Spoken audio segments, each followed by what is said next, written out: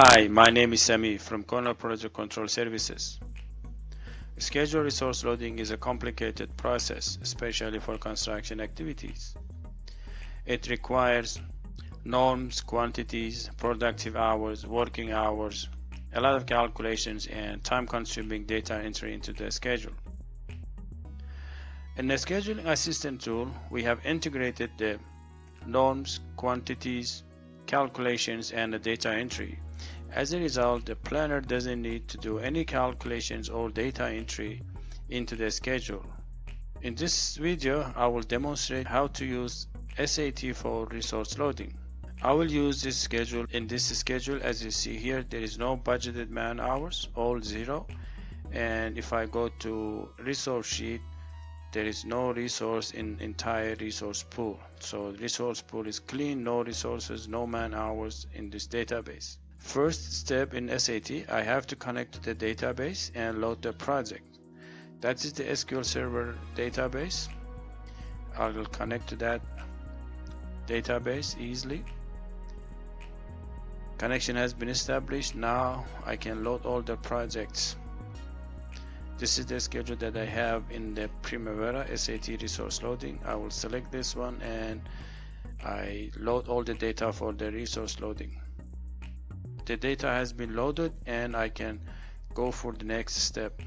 The next step is completing the norm table. In the norm table, we have disciplines and commodities related to each discipline.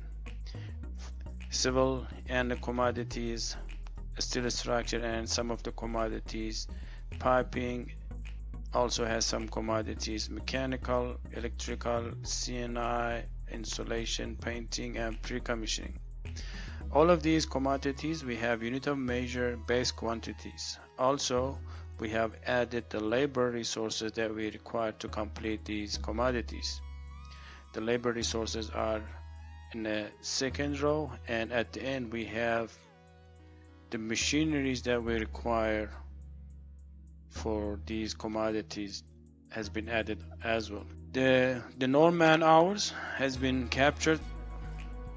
You need to look at all of these commodities with their norms man hours and update them as per your project requirement. Once we have updated the norms and the commodities and we're happy with it, we can easily export them to P6.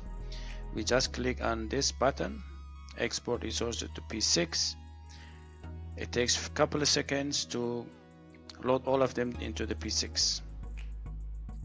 Resources has been exported to P6, and if I go to P6 and refresh, I will be able to see them. All the resources, commodities, materials are here with the resource tab, unit of measure. These are the commodities. Also, I have all the labors with the resource tab as a labor and machineries as non-labor.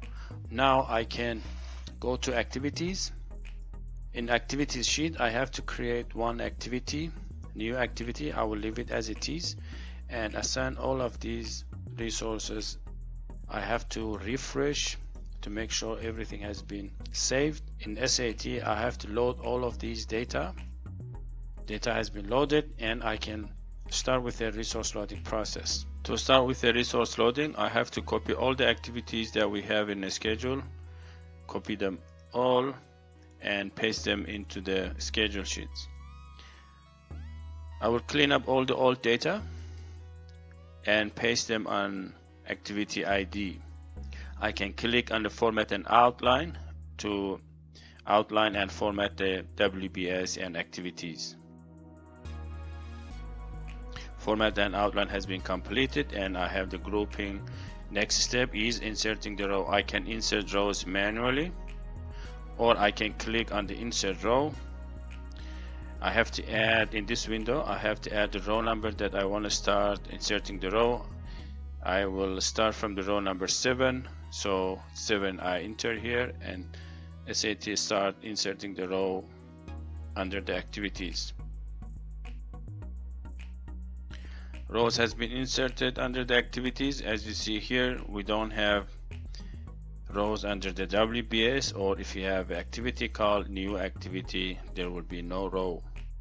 Next, I will start with entering the quantities of each activity. Erect main steel structure. Let's give 120 as a quantity. Drop down list is open, and I have to select main steel structure from the list. Next is welding of the steel structure. Let's give it 290 meters of the welding. From the drop down list, I will select welding the steel structure. Installation of the grating, 87 ton after grating. I will select it here. Painting of the steel structure, 270 meters of painting we require for this. Painting the steel structure, final coat. Site preparation and earthwork is the next one. Let's give a quantity 2,100 excavation by excavator for large area, and then we have 750 square meter for the compaction. Backfilling by the loader. Let's export these quantities and resources in P6 and see the result. I click on export resources to P6. Calculations are getting done, and SAT exports all of those results into the P6. In P6 I have to do refresh. As you see here, we have the budgeted man hours for these activities, and let's look at the resources. For installation of the main steel structure, this is the crane. We have the budget man hours for the crane operator, man hours related to it, steel, general worker, rigger, steel erector, commodities, 120 numbers in here, and it is 120. Welding, next activity, we gave 290 meters of welding, 290 meters of welding over here. We require grinder and the welder, and these are the budgeted man hours. Next is installation of the grating. This is the grating. The quantity for the grating is here 87 ton, same as what we have captured. We require a crane, operator, helper, and a skilled worker, and we have all the budget man hours related to each of these resources. And the next one, if we look at it, is painting of the steel structure.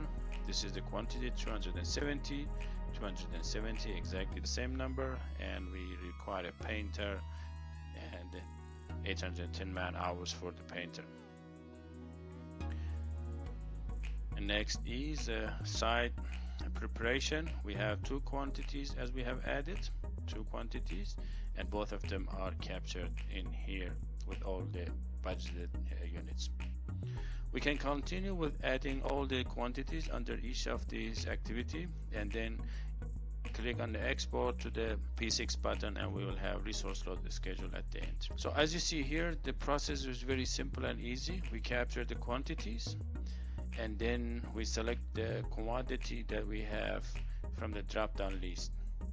And once we have completed inserting the quantities and selecting the commodities, we simply export them all to P6, and we have resource loaded schedule. There are other features that we have in this SAT. For an example, if we realize that the quantity of one of the activities is not correct, we can easily redo this. Let's reassign resources to this activity.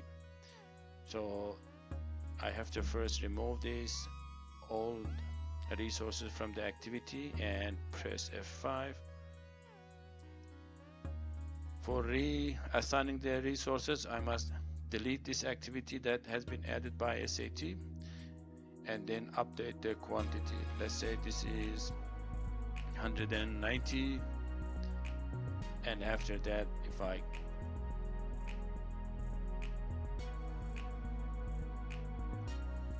let's look at row number 19. Okay, yeah, we have a problem in row number 19. I must delete this one, and now I can.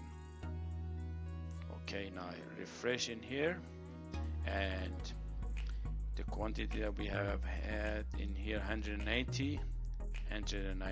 So new resources with the new man hours has been exported to the P6. Other feature that we have is deleting the resources from the P6. If you realize that most of these quantities or the budget norm that we have are incorrect or they must be updated, you can easily redo them all again. So if you want to remove all the resources from the schedule, we can simply select and select delete resources from P6, and if we say OK, SAT removes all the resources in the schedule. So if I refresh in here, there you go, there is no resources are left. Now I can reassign the resources. Let's say this is 87 pieces and this one is 120, grading is 35, and final coating is 200, and this one is 120, and this one is, let's say, 750. Now I can export them all again to the schedule.